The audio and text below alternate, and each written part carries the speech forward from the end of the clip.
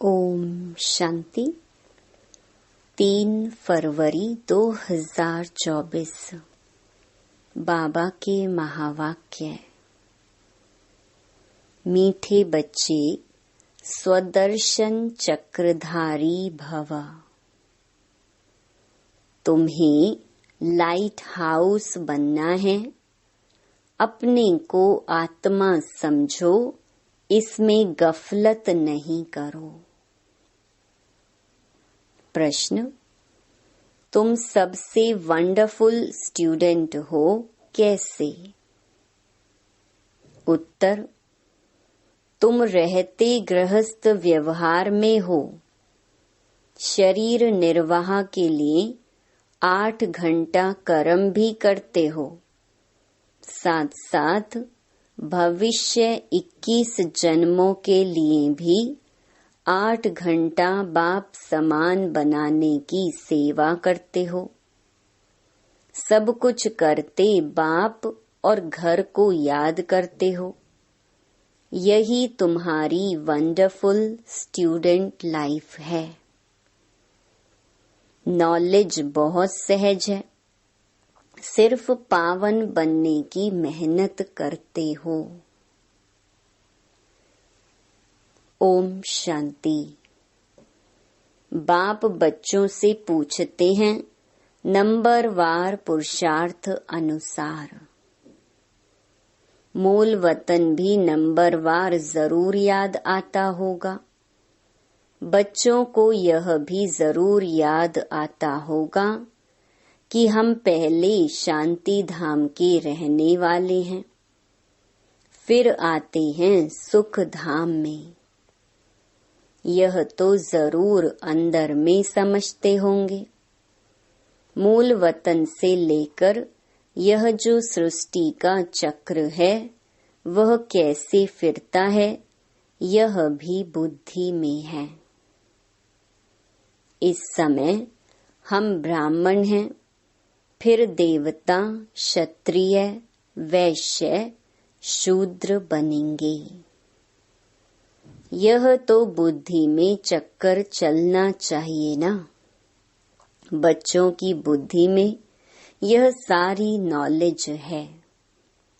बाप ने समझाया है, आगे नहीं जानते थे, अभी तुम ही जानते हो। दिन प्रतिदिन तुम्हारी वृद्धि होती रहेगी। बहुतों को सिखलाते रहते हो, जरूर पहले तुम ही स्वदर्शन चक्रधारी बनेंगे। यहाँ तुम बैठे हो, बुद्धि से जानते हो वह हमारा बाप है। वो ही सुप्रीम टीचर है, सिखलाने वाला। उसने ही समझाया है हम 84 का चक्कर कैसे लगाते हैं। बुद्धि में जरूर याद होगा ना। यह बुद्धि में हर वक्त याद करना है। लेसन कोई बड़ा नहीं है, सेकंड का लेसन है। बुद्धि में रहता है कि हम कहाँ के रहवासी हैं, फिर यहाँ कैसे पार्ट बजाने आते हैं। 84 का चक्र है। सतयुग में इतने जन्म, त्रेता में इतने जन्म, यह चक्र तो याद करेंगे ना। अपना जो पोजीशन मिला है, पार्ट बजाया है, वह भी जरूर बुद्धि में याद रहेगा। कहेंगे हम यह डबल सिरताज थे, फिर सिंगल ताज वाले बने। फिर सारी राजाई ही चली गई, तमो प्रधान बन गए। यह चक्र तो फिरना चाहिए ना, इसलिए नाम ही रखा है स्वदर्शन चक्रधारी। आत्मा को ज्ञान मिला हुआ है, आत्मा को दर्शन हुआ है। आत्मा जानती है हम ऐसे ऐसे चक्र लगाते हैं।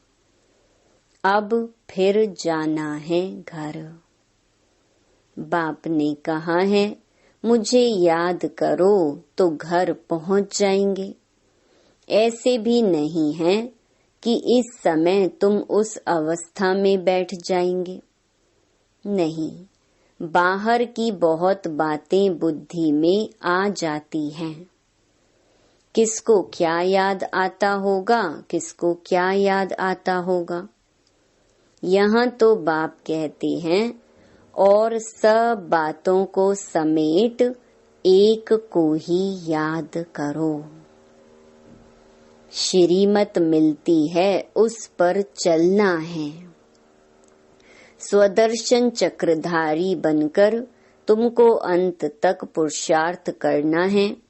पहले तो कुछ पता नहीं था, अब तो बाप बतलाते हैं। उनको याद करने से सब कुछ आ जाता है। रचयिता और रचना के आदि मध्य अंत का सारा राज बुद्धि में आ जाता है। यह तो सबक पाठ मिलता है, उसको तो घर में भी याद कर सकते हो। यह है बुद्धि से समझने की बात। तुम वंडरफुल स्टूडेंट हो। बाप ने समझाया है, 8 घंटा आराम भी भल करो, 8 घंटा शरीर निर्वाह के लिए काम भी भल करो। वह धंधा आदि भी करना है। साथ में यह जो बाप ने धंधा दिया है आप समान बनाने का, यह भी शरीर निर्वाह हुआ ना। वह है अल्पकाल के लिए, और यह है 21 जन्म शरीर निर्वाह के लिए। तुम जो पार्ट बजाते हो उसमें इसका भी बहुत भारी महत्व है। जो जितनी मेहनत करते हैं उतनी ही फिर बाद में भक्ति में उनकी पूजा होती है। यह सब धारणा तुम बच्चों को ही करनी है। तुम बच्चे पार्टधारी हो। बाबा तो सिर्फ ज्ञान देने का पार्ट बजाते हैं, बाकी शरीर निर्वाह के लिए पुरुषार्थ तुम करेंगे। बाबा तो नहीं करेंगे ना। बाप तो आते ही हैं बच्चों को समझाने के लिए कि यह वर्ल्ड की हिस्ट्री ज्योग्राफी कैसे कैसे रिपीट होती है, चक्र कैसे फिरता है, यह समझाने के लिए ही आते हैं। युक्ति से समझाते रहते हैं। बाप समझाते हैं, बच्चे गफलत मत करो। स्वदर्शन चक्रधारी अथवा लाइट हाउस बनना है। अपने को आत्मा समझना है। यह तो जानते हो, शरीर बिना आत्मा पार्ट बजा नहीं सकती। मनुष्यों को कुछ भी पता नहीं है। भल तुम्हारे पास आते हैं, अच्छा अच्छा करते हैं, परंतु स्वदर्शन चक्रधारी नहीं बन सकते हैं। इसमें बहुत प्रैक्टिस करनी पड़ती है। तो फिर कहाँ भी जाएंगे तो जैसे ज्ञान का सागर बन जाएंगे। जैसे स्टूडेंट पढ़कर टीचर बन जाते हैं, फिर कॉलेज में पढ़ाते हैं और धंधे में लग जाते हैं।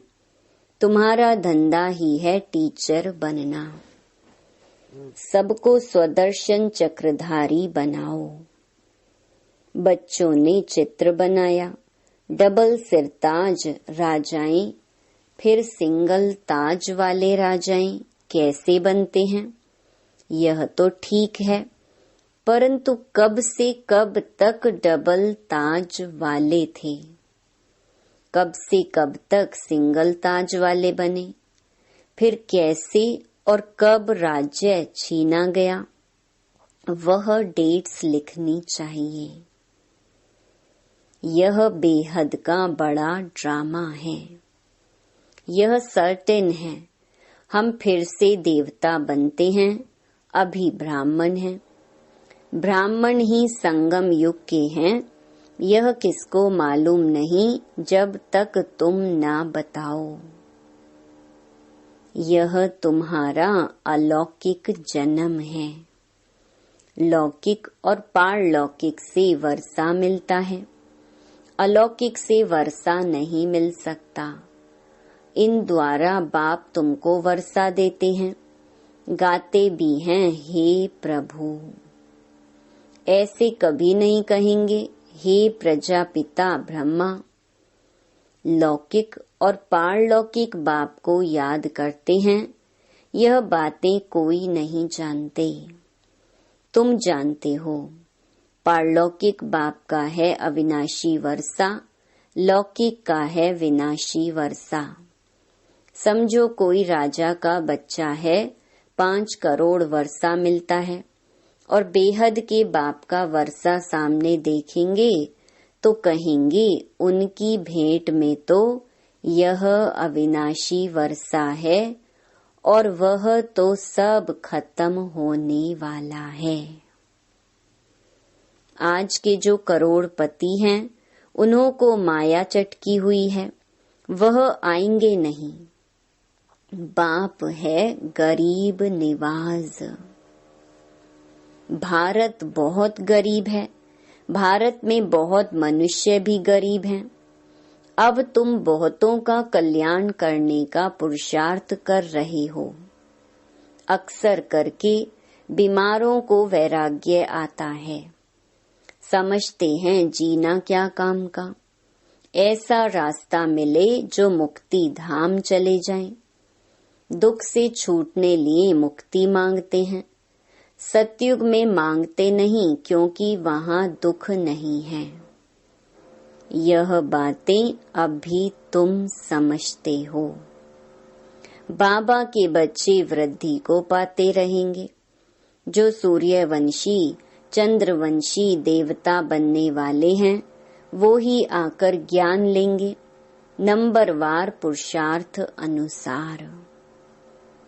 यह ज्ञान बाप बेगर कोई दे नहीं सकते।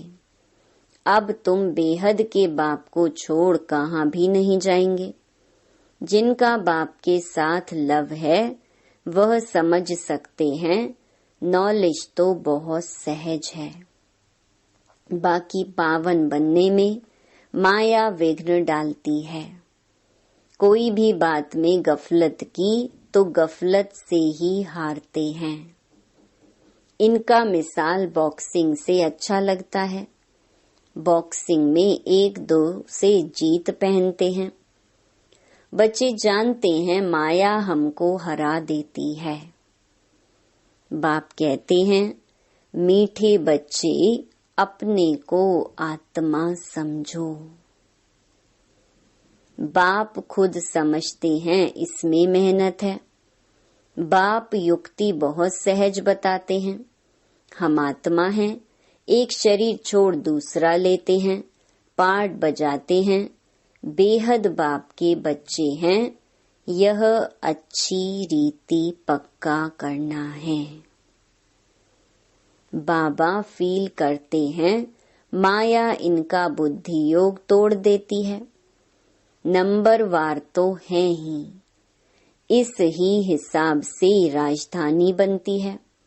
सब एक रस हो जाएं तो राजाई ना बने। राजा रानी प्रजा साहूकार सब बनते हैं। यह बातें तुम्हारे सिवाय कोई नहीं जानते हैं। हम अपनी राजधानी स्थापन कर रहे हैं। ये सब बातें तुम्हारे में भी अनन्य जो हैं उनको याद रहती हैं।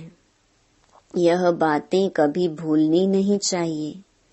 बच्चे जानते हैं हम भूल जाते हैं, नहीं तो बहुत खुशी रहनी चाहिए। हम विश्व के मालिक बनते हैं। पुरुषार्थ से ही बना जाता है, सिर्फ कहने से नहीं। बाबा तो आने से ही पूछते हैं, बच्चे सावधान, स्वदर्शन चक्रधारी होकर बैठे हो। बाप भी स्वदर्शन चक्रधारी है ना। जो इसमें प्रवेश करते हैं। मनुष्य तो समझते हैं विष्णु है स्वदर्शन चक्रधारी।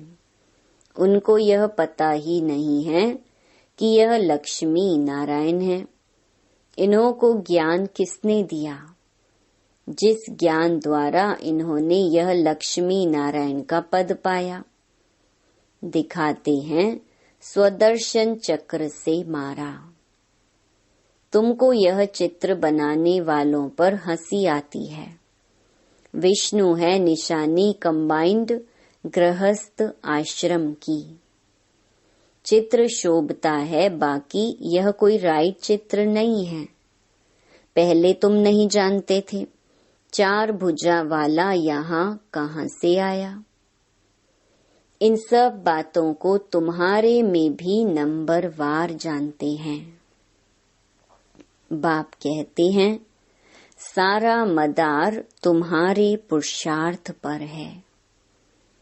बाप की याद से ही पाप कटते हैं। सबसे जास्ती नंबर 1 यह पुरुषार्थ चलना है।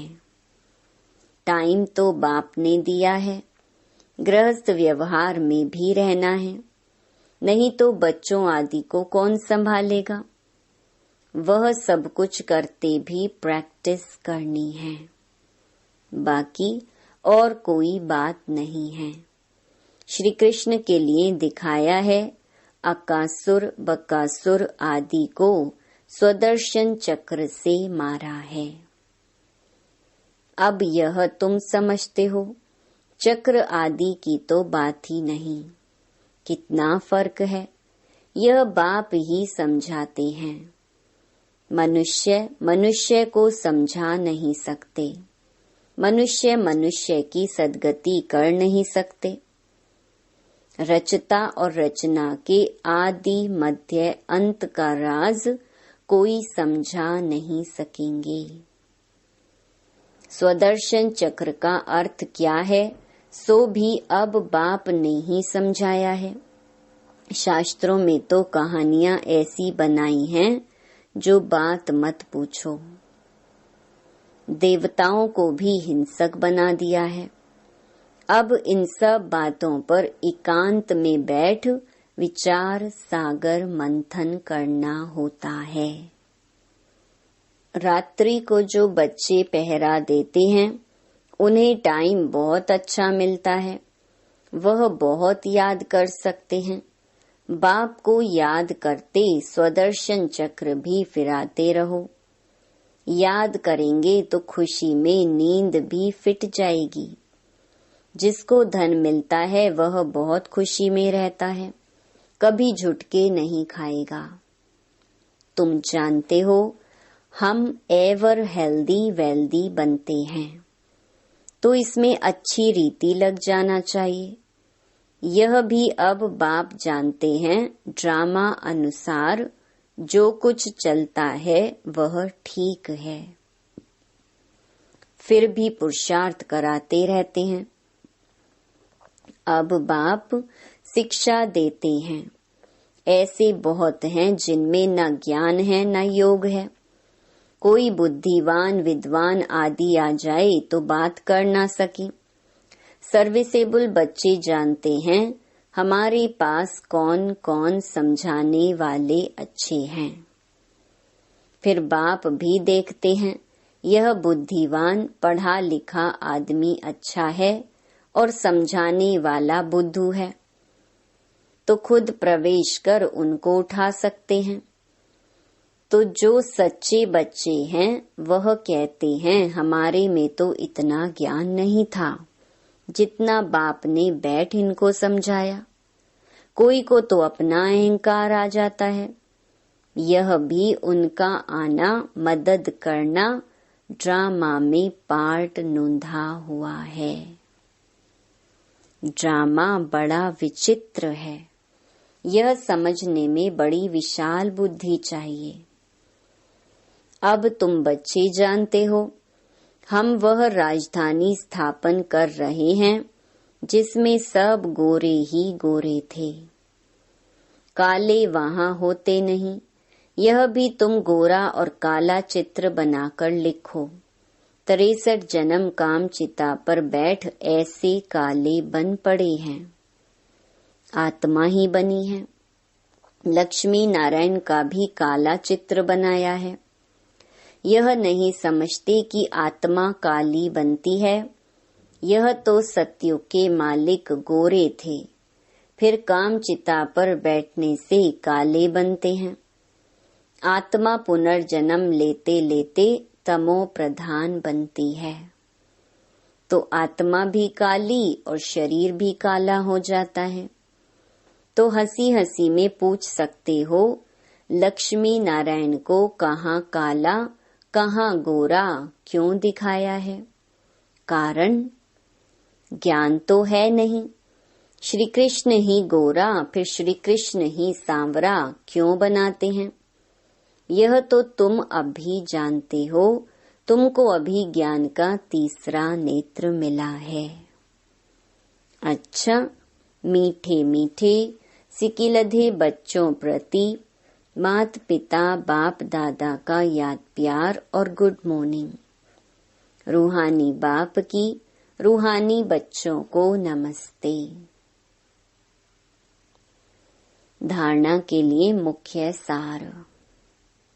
पहला, खुशी से भरपूर रहने के लिए एकांत में बैठ मिले हुए ज्ञान धन का सिमरण करना है।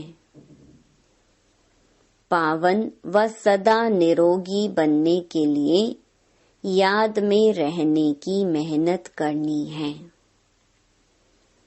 दूसरा, बाप समान मास्टर ज्ञान सागर बन सबको स्वदर्शन चक्रधारी बनाना है। लाइट हाउस बनना है। भविष्य 21 जन्म के शरीर निर्वाह के लिए रूहानी टीचर जरूर बनना है।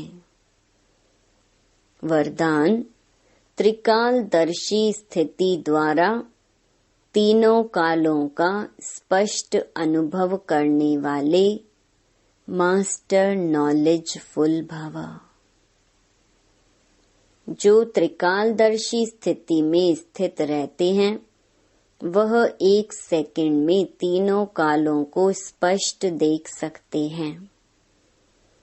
कल क्या थे, आज क्या हैं और कल क्या होंगे, उनके आगे सब स्पष्ट हो जाता है।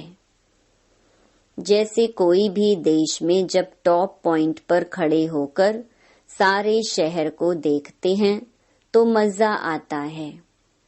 ऐसे ही संगम युग टॉप पॉइंट है। इस पर खड़े होकर तीनों कालों को देखो और फलक से कहो कि हम ही देवता थे और फिर से हम ही बनेंगे। इसी को कहते हैं मास्टर नॉलेजफुल।